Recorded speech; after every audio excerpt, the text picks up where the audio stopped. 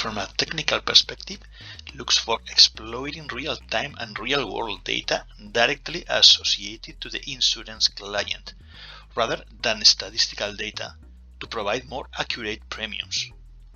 In this sense, and focus on the car insurance world, it will design AI-powered models to map different driving profiles by analyzing data gathered directly from the connected cars and enriched with relevant context information. To achieve this objective, Pilot 11 is following this general architecture that can be divided into three main blocks. First, they identify data sources that provide the required real-time data from connected cars and context sources. This also includes a simulation tool based on Sumo to generate traffic and connected vehicles information to check the gathering process and framework capabilities. Second, the Cloud Core Framework, which is divided into two main building blocks. First, the Smart Fleet Platform, to collect, homogenize, and store all information from the data sources. And second, the AI platform, where by exploiting the gathered information, the different AI models, mainly driver profiling or classification, will be developed, trained, and tested to support the final pilot services. Here, also, the anonymization tool is included to monitor and guarantee the data protection from a GDPR perspective of the collected data. And finally, the service exploitation block, where the fraud detection and pay-as-you-drive final services will be offered to the insurance company to be tested or applied to their insurance client or any traffic incident. During this first stage, Pilot 11 has been focused on the data sources identification and integration in order to implement the data gathering process.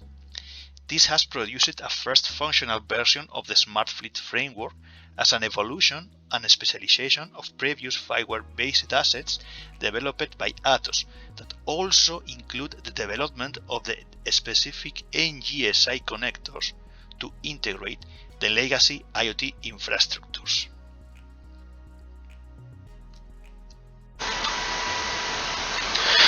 As mentioned, Pilot 11 looks for the exploitation of real-world data to create AI-powered driving profiles.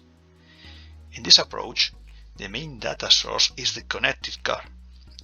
Since about 20 years ago, vehicles built in a wide set of sensors network to capture in real time different information from the vehicle, using standardized protocols to connect the sensors and to read the gathered data. This information was originally intended to first notify the driver about the driving conditions and then to enable elaborate diagnosis tools for car manufacturers and specialized motor garages. As time goes by, the built-in sensors and the data collection capabilities have grown, and cutting-edge vehicles already implement cloud connection functionalities. So, modern vehicles will be able to provide real-time data to remote services. In this sense, for nowadays common vehicles, CTAC have developed a hybrid modular communication unit that, once it is installed, is able to read the data from the car's network and send this to their platform.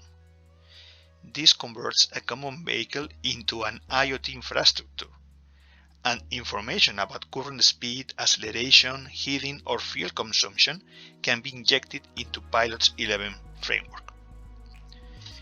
In order to complement the data provided by the connected vehicles, we've also integrated additional information from open sources that should impact on the driving style, such as weather information from the Spanish Meteorological Agency referred to the weather stations around the CTAC driving area, the available traffic incidences, and roads data from the OpenStreetMaps platform.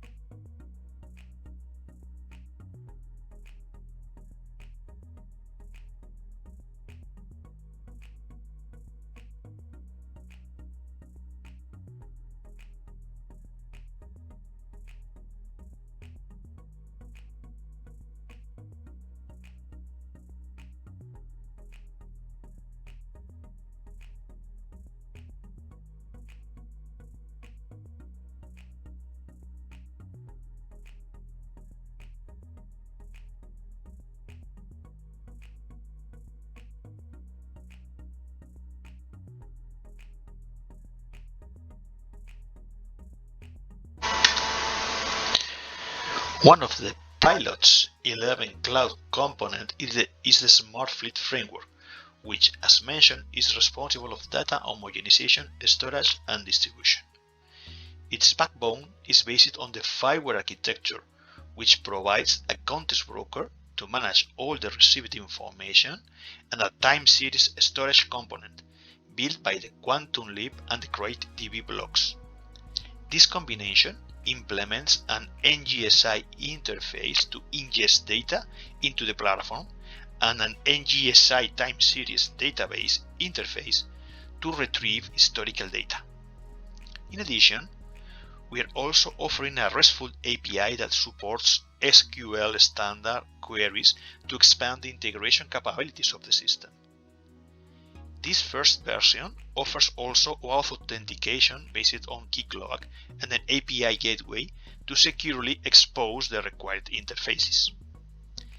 Included in this deployment, we are providing a Grafana setup to implement customized dashboards as part of the next demo section.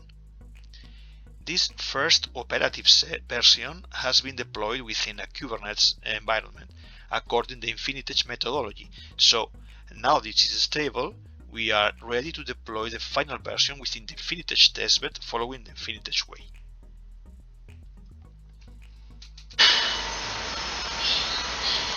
From the visualization side, we've added a Grafana environment to the Smart Fleet framework with a twofold target.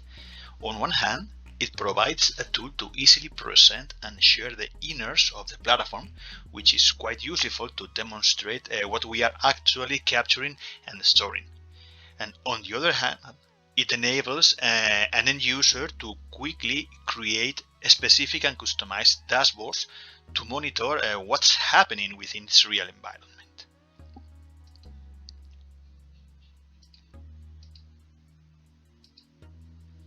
Combining these two features, we've created some quick dashboards that put the focus on the real-world data currently captured by the Smart Fleet instance, which comes mainly from the IoT integrated infrastructures, which are the connected cars from CTAC and the different context information sources we've integrated. First, focusing on the connected vehicles, we have an overall dashboard that presents the latest captured data from all vehicles reporting from CTAC infrastructure. Here you can see a table with the latest reported speeds and with its corresponding graphical view, plus the location of the latest reporting vehicles. This is useful for us to identify what are the current active vehicles and when they are actually reporting, so we can also quickly detect if there are any issue with the monitored CTAC infrastructure. So far the most active vehicle seems to be this one with this ID. For a more detailed vision and the tracking of connected cars, we defined the vehicle tracking dashboard, which allow us to select one of the registered vehicles and track its status. Currently, we have registered about 20 real cars reporting information from the CTAC involved ones. This is the one we saw before.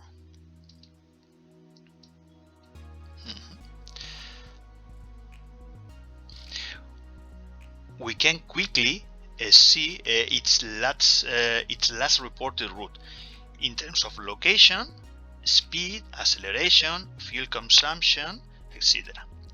But perhaps the more interesting thing to remark here would be the complete table with all the technical data reported from the vehicle. This data composes what we call routes of a given vehicle and will be used later to feed the corresponding AI models.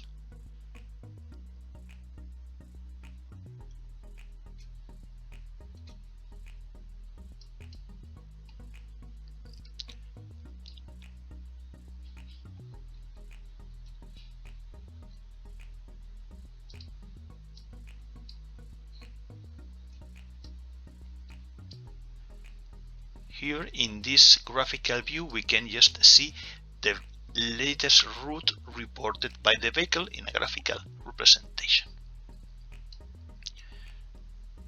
with the associated information.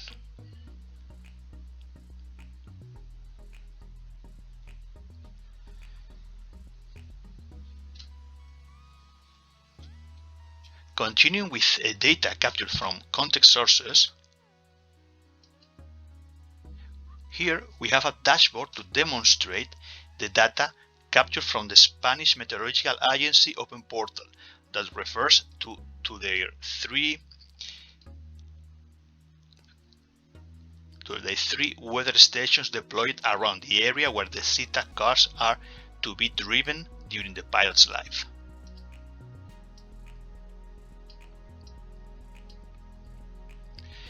We are storing here temperature, precipitation, humidity, wind speed, visibility, and so on, reference to location and time. This will be useful as weather conditions actually impacts on the driving profile and also would help on traffic incidents resolutions. As a summary, what is interesting from this demo is the visualization of the datasets we are ingesting within the Smart Fleet platform, according NGSI interfaces and the current Smart Data Model initiatives, updated from the deprecated firmware data models. This also illustrates the different NGSI injectors the pilot have developed to homogenize and standardize data from connected vehicles, traffic alerts, roads, and weather stations that later feed the pilot's 11 platform instance. And last but not least, the API used to connect the Grafana tool to the SmartFleet backbone are the same APIs used to connect and export this information into the AI framework. And at the same time, these are offered to third systems, so they can also exploit these datasets. In fact, within Pilot 11, we are currently developing an own user interface for the SmartFleet platform that will make use of this to present and classify the gathered information.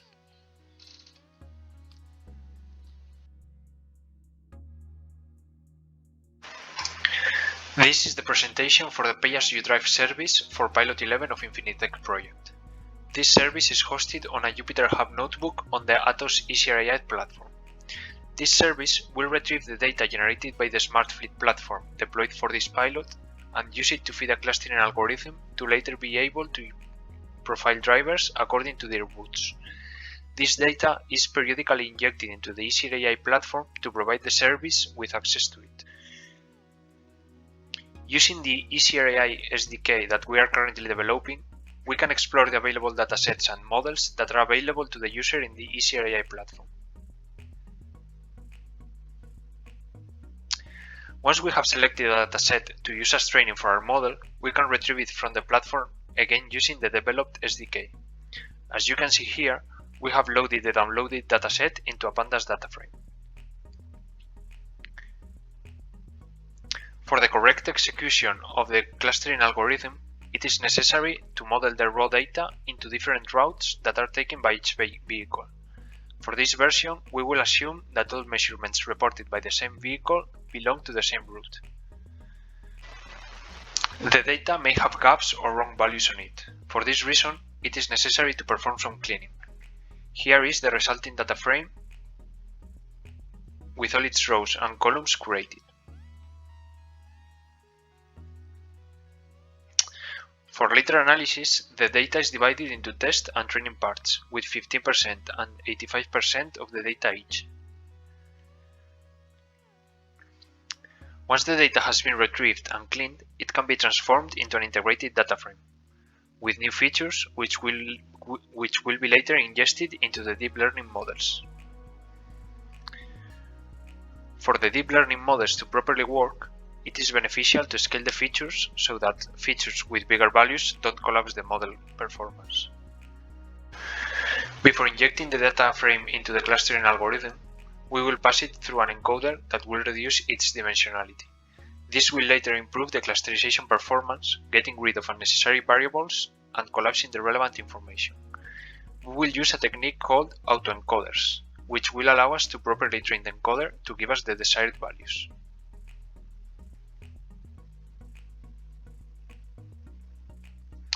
Once the data has been properly formatted and transformed, we can inject it into a k-means clustering algorithm. The different routes will be separated into 3 clusters, each of which represent the different driving profiles outputted by the model. Here you can see the result in a graphical view. For the last step, we inject the test data into the model so that we can analyze the division of the routes into the different clusters. Here, you can see that the test routes are more or less evenly divided into all clusters. Once fully developed and tested, this clustering service will serve as the foundation of the later pay-as-you-drive and fraud detection services, which will offer insurance companies insight on the trips taken by the vehicles they insure.